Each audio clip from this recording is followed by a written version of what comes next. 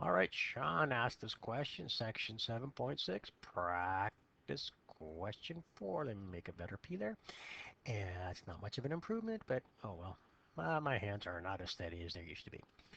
And here's the initial situation. Got two electrons, they're at rest, and this is how far apart they are. Somehow they're being held there, doesn't really say, not important. Then they're released, and they get to being very, very, very far apart from each other, which means basically infinity. So they're repelled away from each other, they speed away. How fast are they moving when they get to infinity? Well, we're going to use the law of conservation of energy. Energy total initial equals energy total final.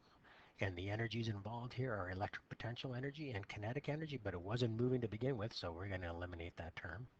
And then kinetic energy final, because they're moving at the end, and then we're going to actually eliminate this term, because if you think about what the equation is for electric potential energy, if you put an R of infinity in the denominator, basically you're getting to a zero. Okay, let me write that out for you here since we're here, right? Electric potential energy is K Q1, Q2 all over R. If that's so huge, like it's infinite or approaching infinity, this is going to be zero. So we get rid of it.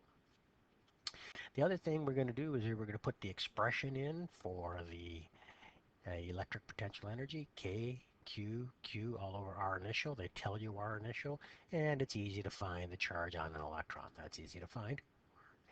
Then the kinetic energy, half mass of the electron, right? That's the particle involved, and speed final squared. But the thing you have to remember is how many particles are moving? Two of them. You gotta multiply by two. So then that 2 times a half leaves us a 1, and the m comes downstairs here. Oops, I made a little error there. And this becomes kq squared. Q times q is q squared. And look, I forgot the ri.